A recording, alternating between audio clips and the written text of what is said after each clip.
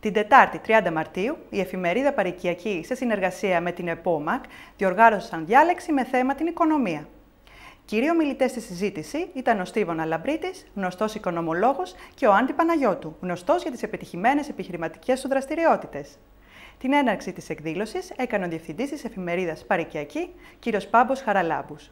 Ας παρακολουθήσουμε το χαιρετισμό του. Distinguished guests, dear compatriots and friends, on behalf of PARIKIAKI and NEPOMAK, I would like to welcome you all at tonight's lecture on economy.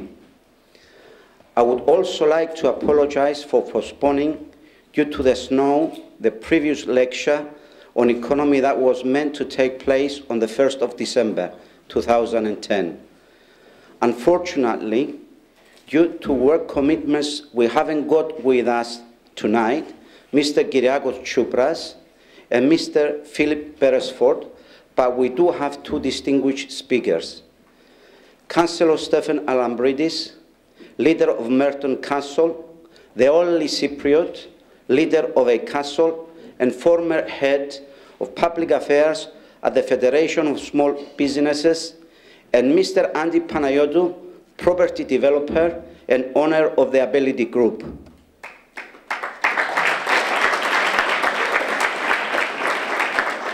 I thank them very much for accepting our invitation to talk to us about a topic we believe that they are experts in and very familiar with the current situation.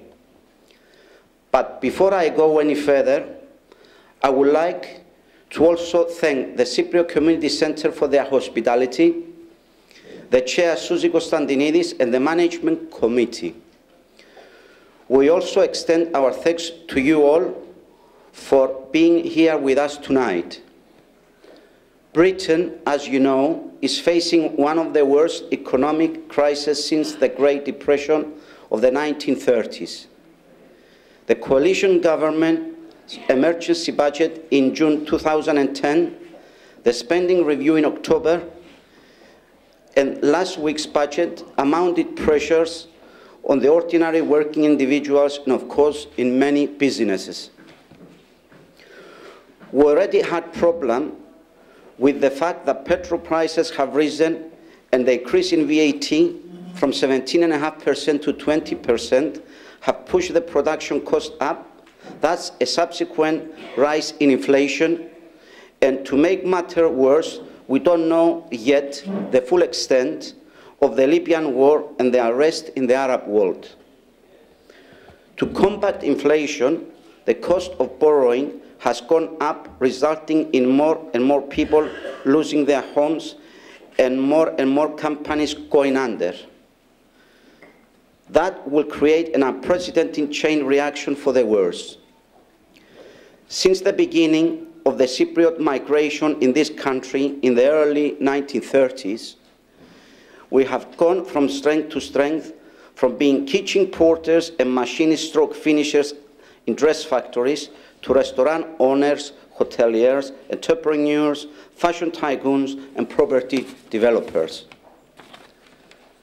Happy to say that the second and third generation have surpassed all expectation with careers in politics and professional services, working as accountants, doctors, solicitors, architects, barristers, bankers, and stockbrokers.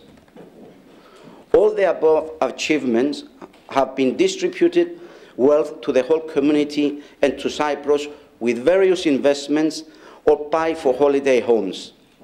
Obviously, our own community newspaper, Parikiyaki, is very much concerned about the community with this current economic climate.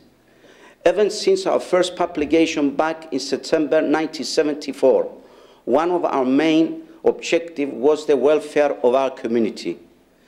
That is why from time to time we organize events like this with experts to enlighten the community about possible action that can be taken to ease the pressure, whether you are a business or an employee. We believe in mixed economy and we do encourage private businesses, but with a human face, complying with People's Charter, workers' rights and equal opportunities. Enough said. I will leave the experts to talk about the economy. But once again, I would like to thank everyone present, especially the two speakers, Councillor Stephan Alambridis and Mr. Andreas Panayiotou. Στη συνέχεια, το λόγο πήρε ο πρόεδρος της Παγκόσμιας Νεολαίας Κυπρίων Εξωτερικού και συντονιστής της συζήτησης, κύριος Χρήστος Καραολής. Ας δούμε το σχετικό βίντεο. As Bambos said, we're very fortunate this evening to have two very prominent Cypriot businessmen with us to share their perspectives on how you can succeed in the current economic climate. Stephan Alambridis and Andreas Panayiotou. Now, Andreas is chairman of the Ability Group, one of the UK's largest property developing companies. Originally wanting to become a professional boxer, Andrea began his property development career in the East End of London. However, before the recession struck, he saw that the property market was turning and successfully refocused his group away from residential lending towards building five-star hotels. So he's very well placed to tell us how you can adapt and succeed in tough economic times. Stephan Alambridis is the leader of Merton Council and the former head of public affairs for the 215,000 member-strong Federation of Small Businesses. Now, Stephan has also taken a very active role advising governments on business regulation as a member of the Cabinet Office Better Regulation Task Force and chairman of Enterprise Insight. So with Stephan's background, he's ideally placed to tell us how government policy is going to be impacting business in the years to come. You're both very welcome.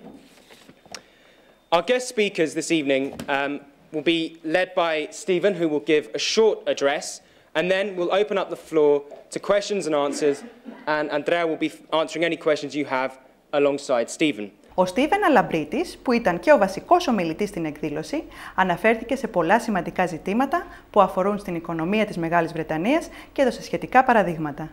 Ας δούμε ένα απόσπασμα από την ομιλία του. We are indeed blessed with entrepreneurs from our beloved country. Today I was with STEPHAN, chairman of John Doyle Group, a huge construction company. In the London Borough of Merton, where I lead, I have headquartered there Ryman's, which is led by Theo Paphides. And obviously we have Stegios Hagianou. There may be something in the budget he's not happy about. That's to do with private jets, and I'll come on to that later. So we are indeed blessed, and we're very, very lucky, and I am immensely proud whenever I hear, read, listen to Andreas Panayiotou and what he has achieved from, I think it's a dry cleaners that he took over from his parents, and we all owe a huge debt of gratitude, as always, to our parents. So we are blessed with Greek entrepreneurs, but are we blessed with George Osborne? What I want to do is to go through some of the highlights of the budget that Mr. Osborne delivered to the House of Commons on March the 23rd. What he said his aim was to fuel the UK economy. That was a pun because he was going to do something about the price of fuel. So he cut fuel duty by 1p per litre at 6 o'clock that evening, 23rd of March, and there was a planned rise of another 5p per litre in April of this year, and he has delayed that until 2012. Now that's going to cost him and the government £2 billion, and so he has to find that money from somewhere, and he's found that money by imposing an extra tax on the North Sea oil firms. And the accusation from the opposition, from Ed Balls and Ed Miliband, was that those companies would simply add to their prices and it would filter through to us when we're buying our petrol for our cars, for our business, social or whatever. But the companies have not said that, but what they may do is offload labour, which would be bad for the economy. But nevertheless, the cuts in fuel duty were welcomed by the vast majority of people. To keep the Liberal Democrats happy, and he has to do that regularly because they're always on his back, he's increasing the personal tax allowance. This is the sum of money you and I can earn before we pay tax. And Nick Clegg wants that to be £10,000. It's currently, it was 6,500, it's going up to 7,500, it's going to go up to 8,000, and Nick Clegg wants that to be 10,000. So everyone can earn up to £10,000 and not pay any tax. And I think that is a laudable aim. He's also going to combine tax and national insurance. Basic tax rate 20%, high rate tax rate 40%, but we also pay national insurance at around 11–12%, and that's two separate taxes. He wants to make them into one, and that'll show the real tax rate that we're all paying. On the 50p tax rate, that is going to stay, but George Osborne will review it to see how much money is coming in, because the natural instincts of the Conservative Party are that tax is low, tax rates are low, but it's bringing in some good sums of money, and he's not going to do away with it just yet. As a result of the budget, inflation remains between 4 and 5%, and that's a big worry, because inflation should really be around 2 to 3%, so it doesn't trigger off an intervention from the Monetary Policy Committee of the Bank of England. The high interest rate of inflation is the high interest rate should be to stop us from spending on white goods, fridges, cars, Mercedes-Benz. I know they're very popular with Greeks, BMWs and so on. But next Thursday, the Monetary Policy Committee of the Bank of England meets, and because of high inflation, around 5%, the record low interest rates, half of 1%, historically low for a whole year, they may go up by 1/4%. Now, 1/4% is not much, but what that says to you and to me and to Andreas and to everyone is that interest rates are on an upward curve. They're on an upward ascent, and that will be worrying. Not too worrying, but it's a message that it sends. Στη συνέχεια ακολούθησαν ερωτήσεις από το κοινό. Δείτε τι απάντησε ο κύριος Άντι Παναγιώτου σε ερώτηση που το είχε υποβληθεί σχετικά με το πώς μπορεί κάποιος να κάνει κέρδος. Jets and ships. I looked at opportunity. Okay, when I was in the residential for 15, 17 years, and obviously I had the advantage on my side. Banks were giving crazy money. The residential prices were doubling and tripling, and I was on the way by, I couldn't buy enough buildings. We were buying buildings everywhere, developing, carrying on. It was a mad, crazy 15 years. During that period, if you looked at the way, and we go back to the banks, the way finance was easily lent, you saw people start, well not everyone, but a lot of people were successful, everyone wanted their own private jet. Then everyone wants a yacht. These were two markets that if you ordered let's say for example, if you ordered a boat, it takes 4 years to build. By the time it's built, you could make easily 40% profit for delivering that boat at that period. And the same was with the jets. So I took advantage and I got involved in the jet business and the yacht and building my own boats, selling, rebuilding and making profit. So eventually I have to say I built about 8 boats. I say boats, they were like 200 foot with helicopters and ships. But from the second yacht that I built, the rest of them were built on profit. So I had no money in there anymore. So I could afford to gamble with the profit I was making. And the same thing I was doing on the jets. But it's not always that good, because on the last jet I lost £1 million on the order. So it's not always as pretty as it sounds. Την εκδήλωση έκλεισε ο πρόεδρος της NEPOMAK Ηνωμένου Βασιλείου, κύριος Αλέξης Σταύρου, ο οποίος ευχαρίστησε τους ομιλητές, αλλά και όλους τους παρευρισκόμενους. I'd like to introduce NEPOMAK UK to some of you. I'm sure some of you are already familiar with us, and link it to what the speakers said a little earlier. NEPOMAK UK is a non-profit organisation run by volunteers aimed at Cypriots between the ages of 18 and 30. Sorry. Our aim is to bring young Cypriots together, promote the Cypriot community, the cause, and do everything to help each other with a Cypriot twist. So to that end, we run a series of social events, we run education programmes, we have a distance learning programme, we send young Cypriots to Cyprus to learn the culture. We speak to MPs and the like on Cyprus to promote the Cyprus issue and so that it's not forgotten. However, we realise that with the financial crisis and difficult situation, that Cypriots want more, and we're moving more towards helping young professionals, Cypriots who are starting out in their careers and, in the early stages. We've set up an online networking group on LinkedIn. So if you search NEPOMAK Global, you'll be able to join that so you can network with other Cypriots without having met them. The aim of this would be to sort of encourage all Cypriots to go into the group. If they have any questions, they can ask, any of the group members, and they're all willing to sort of share their insights and, help give advice on their companies and their careers. So building onto that, we're sort of doing online face-to-face networking groups, and we're also looking at doing careers fairs and careers advisory for young Cypriots to give advice for those who are unsure about their sort of first path in life. So I like to think that we're on our way to sort of helping the community and letting us help each other. So on that note, thank you very much for coming. Μετά το τέλος των ομιλιών, ακολούθησε μικρή δεξίωση με δέσματα που ετοίμασε το Κυπριακό Κοινοτικό Κέντρο. Εδώ να σας ενημερώσουμε ότι η ολόκληρη παρουσίαση του κύριου Στίβεν Αλαμπρίτη για την οικονομία θα μεταδοθεί προσεχώς από το Hellenic TV. Το τελευταίο μας θέμα για απόψε είναι η εκδήλωση που έγινε στο Ελληνικό Κέντρο με την παρουσίαση του διηγήματος του Αλέξανδρου Παπαδιαμάντη «Παιδική Πασχαλιά». Την εκδήλωση διοργάνωσαν το Γραφείο Εκπαίδευσης της Ελληνικής Πρεσβείας σε συνεργασία με τη Σχολή Βυζαντινής Μουσικής που διευθύνει ο πατέρας Ιωσήφ Παλιούρας. Στην εκδήλωση παρευρέθηκαν μεταξύ άλλων ο Γενικός Πρόξενος της Ελλάδας, κ. Μάκης Πατζόπουλος, και η συντονίστρια της Ελλαδικής Εκπαιδευτικής Αποστολής, κ. Αντωνία Βαλαβάνη, η οποία έκανε και την έναρξη της εκδήλωσης. Αξιότιμε κύριε Γενικέ Πρόξενε της Ελλάδος, κυρίες και κύριοι, η χρονιά που διανύουμε είναι διπλά επαιτειακή.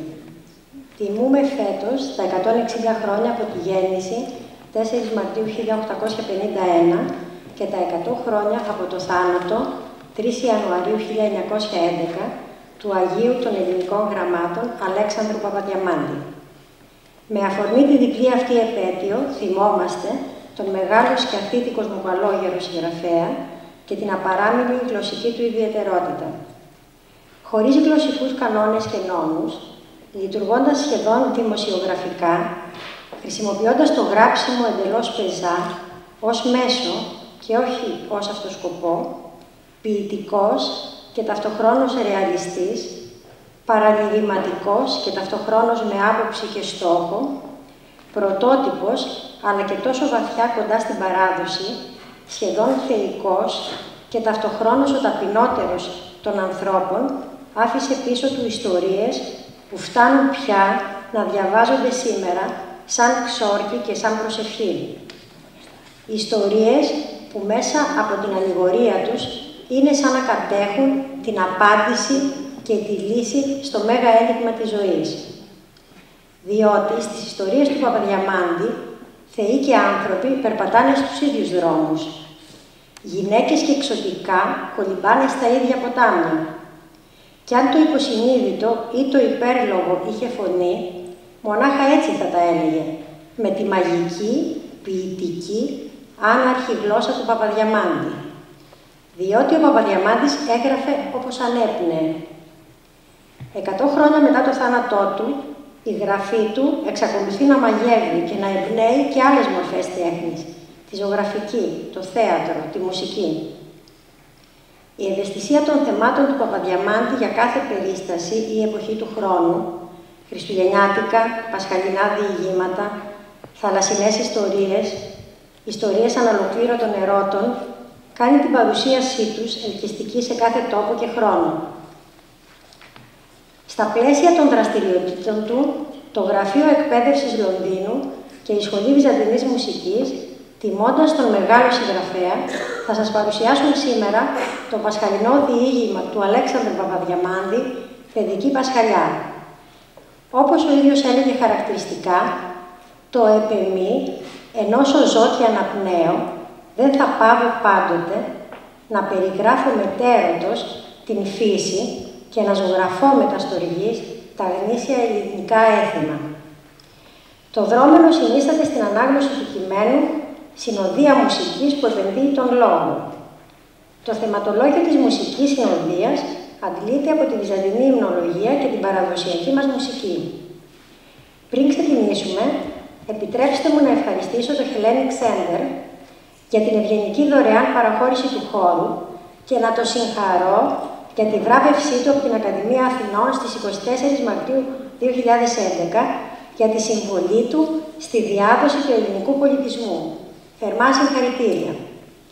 Ευχαριστούμε επίσης τους συντελεστές της ορχήστρας, Άννα Καραγιάννη, Χαράλαμπο Γεωργίου, τις μαθήτριες του Ελληνικού Λυκείου Λονδίνου, Αντωνία Κανετούνη και Σταυρούλα Κουρνούτη, τους αφηγητές, μέλη της Ελληνικής Εκπαιδευτικής Αποστολής και μαθητές της σχολής, Αθηνά Ξούρα Μπακατσέλου, Σοφία Αλαγκιοζίδου και Βασίλειο Βένο, τα μέλη της χοροδίας, Πατήρ Δημητριανό Μελέκη, Γεωργία Λαζάρου, Έλενα Ζούρνετ, Σκεύη Γεωργίου, Μαρία Αναστασίου, Μαρία Κοτίτσα, Μαρία Μπίλιου, Αλέξανδρο Πελεκάνη, Γιώργο Τσουρούς, Χρήστο Κοντογιώργη και βεβαίως τον πατέρα Ιωσήφ Παλιούρα. Ιδιαίτερες ευχαριστίες ανήκουν στη National Bank of Greece για την ευγενική δωρεά τους και στην International Diplomatic Supplies για την παραχώρηση των ποτών. Θερμές και εγκάρδιες ευχαριστίες ανήκουν σε όλους εσάς που απόψε μας τιμάτε με την παρουσία σας. Καλή ακρόαση. Ας είναι η ακρόαση αυτή μια μικρή αγρύπνια για το σκοτεινό τριγώνι. Τώρα θα παρακολουθήσουμε ένα απόσπασμα από την παρουσίαση του διηγήματος «Παιδική Πασχαλιά» του Αλέξανδρου Παπαδιαμάντη, το οποίο παρουσίασαν η Σχολή Βυζαντινής Μουσικής, μέλη της Ελλαδικής Εκπαιδευτικής Αποστολής και άλλοι παράγοντες της παροικίας μας. Ο καπετάν Κομιανός έλειπε με το βολετή και περιμένε να έλθει. Είχε μαζί του με το βολετή και τον πρωτότοκον ιόν του, τον Γεώργη, 12ετή παίδα. Τούτο ήτο ένας από τους καημούς της Γρέας, ότι έμελε να αποθάνει, ως έλεγε, χωρίς να επανείδει τον ιόν της και τον εγγονών της των μεγάλων, ως της ομοίαζε τόσο με τον μακαρίτη των πάπων του.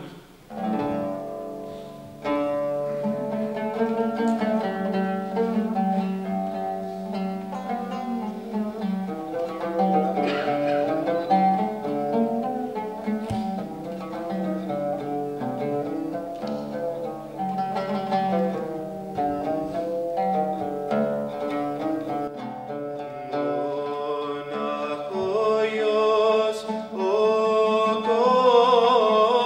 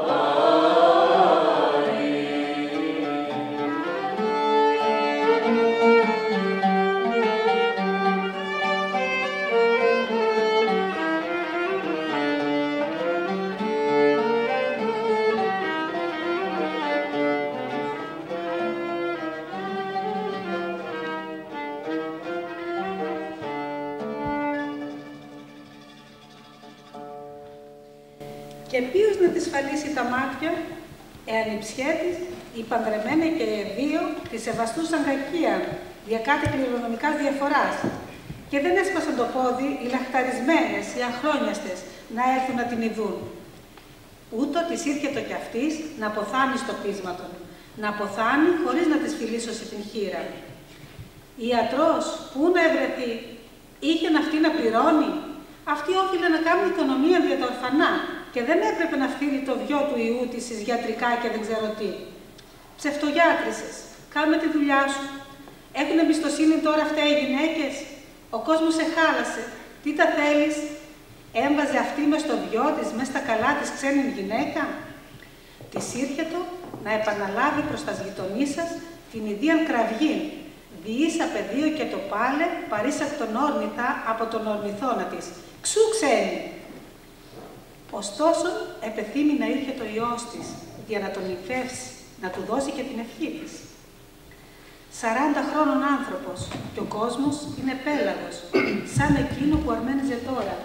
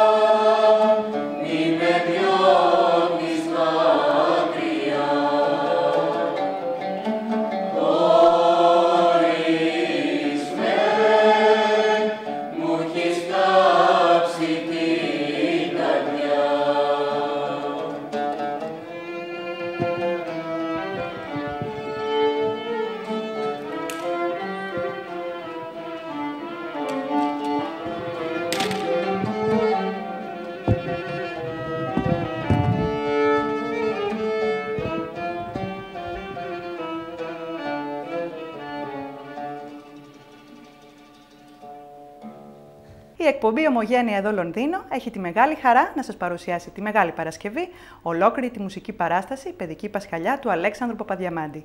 Συντονιστείτε στο Hellenic TV. Αγαπητοί φίλοι τηλεθεατές, αυτά είχαμε για σας απόψε. Σας υπενθυμίζουμε ότι μπορείτε να επικοινωνείτε μαζί μας τηλεφωνικά στο 0208 292 7037 ή μέσω της ηλεκτρονικής μας διεύθυνσης info@hellenictv.net. Πριν όμως σας αποχαιρετήσουμε, να σας αναφέρουμε ότι την 3η 19 Απριλίου το Πανεπιστήμιο Κύπρου και η Ελληνική Κυπριακή Αδελφότητα οργανώνουν διάλεξη στο οίκημα της Αδελφότητας στις 7:45. Κύριος ομιλητής, ο καθηγητής Ανδρέας Καπαρδής, με θέμα «Εφαρμογές της ψυχολογίας στο δίκαιο και στην ανακριτική». Αμέσως μετά ακολουθούν οι ταινίες «Κλεφτρόνια της πλάκας» και «Φτωχαδάκια και λεφτάδες». Αύριο Σάββατο στις 7:30 μην ξεχάσετε να παρακολουθήσετε την εκπομπή «Αύριο είναι Κυριακή» με τον πατέρα Ιωσήφ Παλιούρα, πρωτοπρεσβύτερο του Ναού των 12 Αποστόλων. Αμέσως μετά στις 8 ακολουθεί η εκπομπή «Ο Μάριος Καμιναρίδης παρουσιάζει». Την Κυριακή στις 7:30 παρακολουθήστε την εκπομπή «Ποιητική Ανθολογία» με τον Ειρήναρχο Στεφάνου, ενώ στις 8 ακολουθεί η εκπομπή «Πρόσωπα» με τον Βασίλη Παναγή. Στο σημείο αυτό, αγαπητοί φίλοι μας, έχουμε φτάσει στο τέλος της απόψινής μας εκπομπής «Ομογένεια εδώ Λονδίνο». Κυρίες και κύριοι, σας ευχαριστούμε που ήσασταν μαζί μας και απόψε. Από όλους εμάς εδώ στο Hellenic TV, σας ευχόμαστε να έχετε ένα όμορφο Σαββατοκύριακο και καλή Μεγάλη Εβδομάδα. Ανανεώνουμε το επόμενο ραντεβού μας για τη Μεγάλη Παρασκευή, την ίδια ώρα. Έως τότε, γεια σας.